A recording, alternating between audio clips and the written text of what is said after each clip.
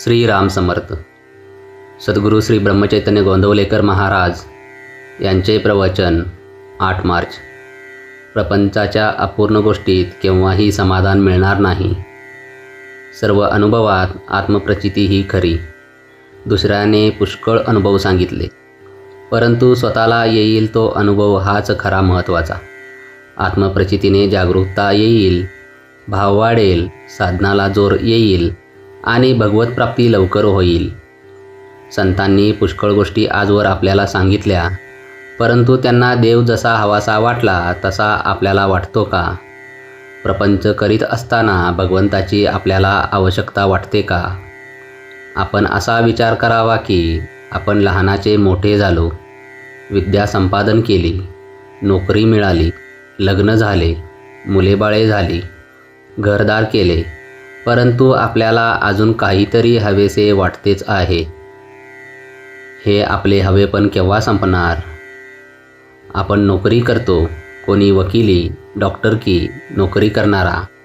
मालकाला आपल्याशिवाय दुसरा कोणी नोकर मिळणार नाही म्हणून काही नोकरी करीत नाही, किंवा अशिलाला कोणी दुसरा वकील मिळणार नाही म्हणून वकील वकिली करीत नाही. म्हणजेच नोकरीवाला काय, डॉक्टर काय, वकील काय, कोणीही आपापले कर्म केवळ त्या कर्मासाठीच करीत नाही, तर त्यातून आपल्याला सुख मिळेल ह्या ईर्षेने तो ते करीत असतो. परंतु आपण पाहतोच की सर्व काही केले, आयुष्यही संपले, तरी काहीतरी करण्याचे राहूनच जाते. त्याला पूर्णता येत नाही. एखादी गोष्ट आपल्याला मिळाली की आता ह्यापुढे काही करायचे उरले नाही असे काही वाटत नाही. आता काही एक नको आहे, जेवढे आहे त्यात समाधान आहे असे कधी वाटते का? पुढे कसे होईल, हे सर्व टिकेल का, ह्यात आणखी भर कशी पडेल, याची विवंचना कायमच. एखाद्याचे लग्न ठरले, ते झाले की आता प्रपंचाची काळजी मिटली असे वाटते का? लग्न झाल्यावर समजा 5 वर्षे मूल झाले नाही तरी हा काळजी करतोच, आणि समजा मुले झाली तरीही याची काळजी आहेच. तेव्हा या प्रपंचाच्या गोष्टी अपूर्ण आहेत. त्यातून समाधान लाभेल हे कसे शक्य आहे? ह्या गोष्टी एकातून एक निर्माण होणाऱ्या आहेत. ज्या म्हणून सुखाच्या गोष्टी मांडल्या त्या सर्व जरी एकत्र केल्या तरी त्यातून समाधान निर्माण होणार नाही.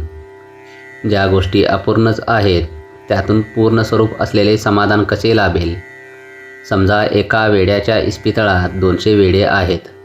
जर कुणी म्हणाले की आता आणखी 100 वेडे आले की एक शहाणा त्यातून निर्माण होईल, तर हे कधी शक्य आहे का? जय जय रघुवीर समर्थ. आजचे बोधवाक्य: मनुष्याला किती असले म्हणजे पुरे होईल हे ठरलेले नाही. आहे त्या परिस्थितीमध्ये आपण समाधान मानले की जे आहे ते पुरेल. श्रीराम समर्थ.